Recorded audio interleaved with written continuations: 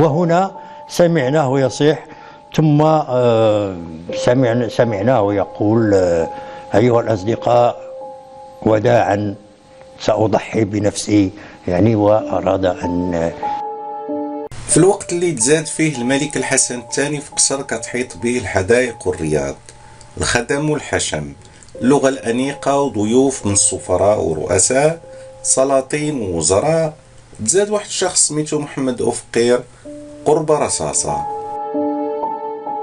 رجل طويل، عينيه صغيرة كعينين بوعميرة، نيفو معقوف بحال منقار البومة، ودنيه مايلة لجهة الصوت بحال ودن ابن آوى. من حرب لحرب الجنرال اللي يولف ريحة الدم والجثث، بدم بارد كيطلق الرصاصة، وبدم بارد كيسد عينين الجثة، وبدم بارد يمشي يشرب قهوة. ما كانش من عائلة كبيرة ولا راقية، كان بكل بساطة ابن قاطع طريق. كانت الأسرة ديالو هي السلطة، الدم والموت. هناك صورة أخرى، يقول مؤمن ديوري أنه رأى أفقير يقتل رجل مطافئ من الدار البيضاء، هو لحسن المقاوم السابق الذي يعرفه جيدا. كان لحسن معلقا في السقف من قدميه. تقدم أفقير والخنجر في يده وشق بطنه فانطلقت أحشاؤه، وبضربة أخرى قطع الحبل. سقط لحسن على الأرض، تحطمت فقراته الرقبية. حمل الحراس الجثة، كانوا يدفنون الموتى عند جذوع أشجار البرتقال في الحديقة.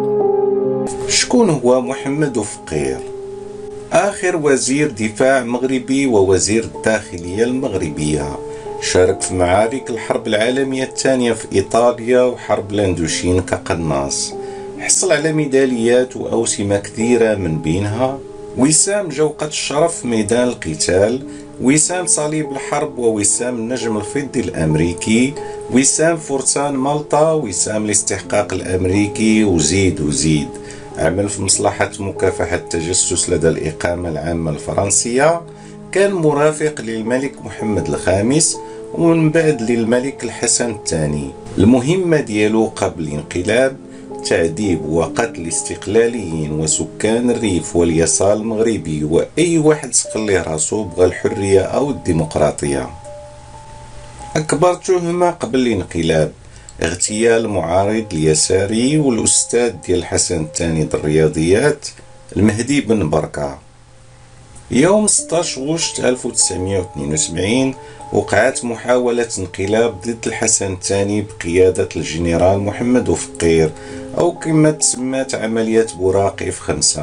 هي محاولة قام بها أفراد من سلاح الجو المغربي باش يغتالوا الملك الحسن الثاني عن طريقة مهاجمة طائرة البوينغ الملكية القادمة من برشلونة. قبل شهر من محاولة الانقلاب، أي في شهر يوليوز، بدا الجنرال محمد أفقير ترتيبات، عين الكولونيل مقران اللي كان قائد قاعدة القنيطرة الجوية، وردوا القائد الثاني في القوات الجوية الملكية، ورد الكوماندار قويرة هو القائد ديال القاعدة الجوية ديال القنيطرة. بهاد التشكيلة وبهاد المناصب داخل هرم الجيش المغربي، الجنرال محمد أفقير تحكم في مفاصل الجيش، وكان متأكد بنجاح الانقلاب لأنه غيتحكم في الضباط وغيمنع باقي القواعد الجوية من التدخل أثناء الانقلاب.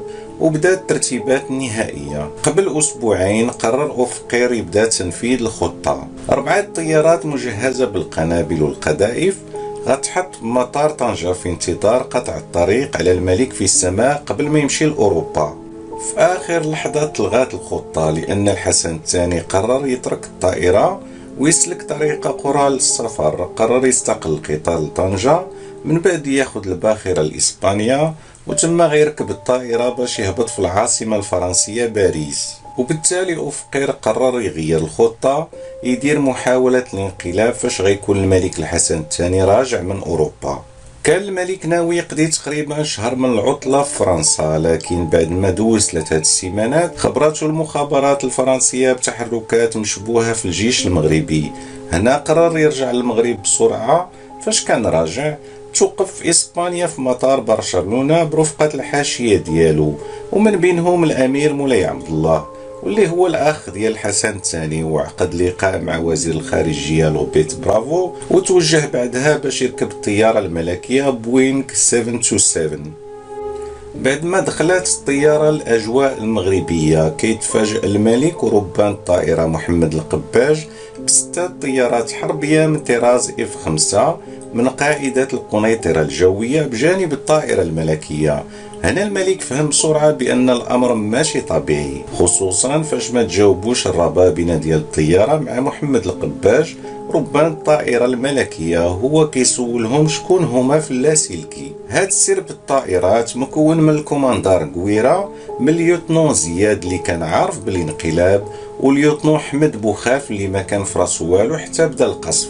اما الطائرات الثلاث الاخرى ما كانتش مسلحه، لان النيه ديال اللي قايدينها هي انهم يرافقوا الطائره الملكيه ماشي الانقلاب. ثلاثه الطائرات اللي كان كيقودها اليوتنون تاعو والسرجان الشاف بوبكر واليوتنون الدكالي اللي كان في الطائره نفسها مع القبطان صالح حشاد قائد المجموعه، واللي الصدفه انه كان صديق محمد القباج والزميل ديال الدراسه ديالو. بعد مرور لحظات وبدون سابق انذار كيأمر الكوماندار قويرة السرب الثاني بقيادة فرحة حشاد واللي هما طائرات غير مسلحة باش تحيد من الطريق. كياخد الكوماندار قويرة وضعية الهجوم. هنا فرحة حشاد ما فهم والو وقال ربما هي حركات استعراضية قدام طائرة الملك. فاش بغى الكوماندار قويرة يطلق الرصاص ضغط على الزناد، ولكن تصدم فاش لاحظ ان حتى رصاصة ما خرجات بسبب عطب غير متوقع حصل في المدفعية. بدا كيسب ويلعن وهو يأمر الملازمين زياد وبوخالف باش يطلقوا الرصاص، وهادشي اللي قلق بوخالف بزاف وخاف الاخر نفذ الامر في اللحظة الحاسمة.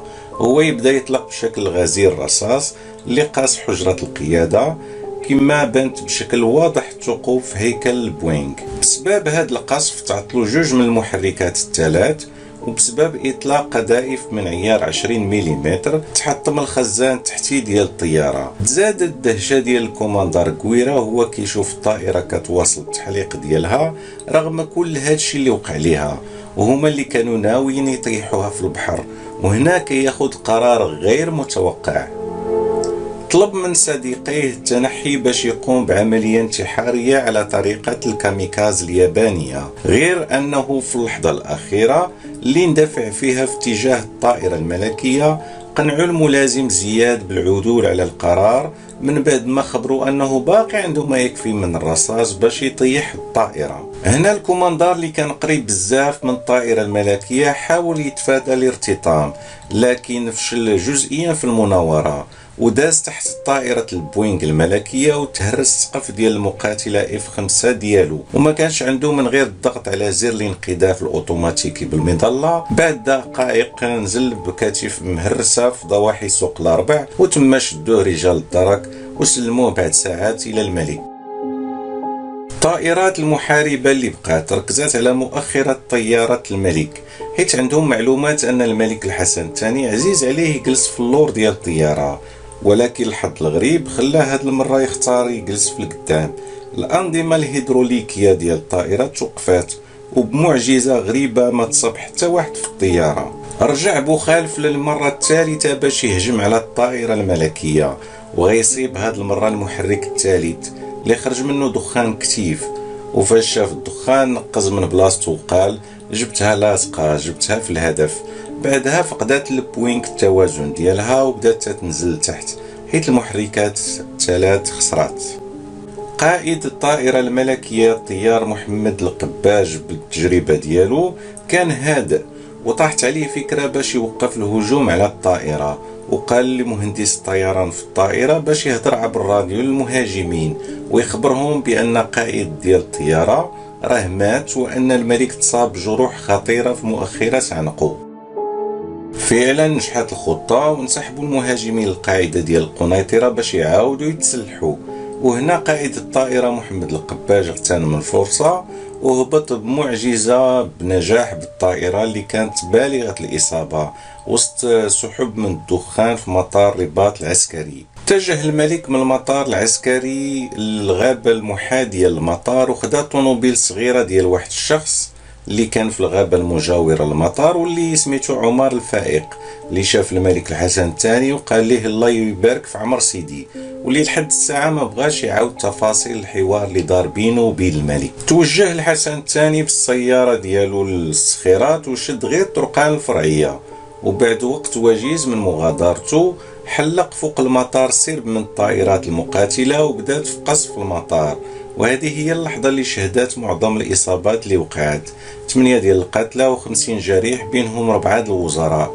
وصرح الملك بعدها أن من المحتمل يكون شخص ما بالمطار خبرهم أن الطائرة الملكية هبطت في المطار العسكري الرباط.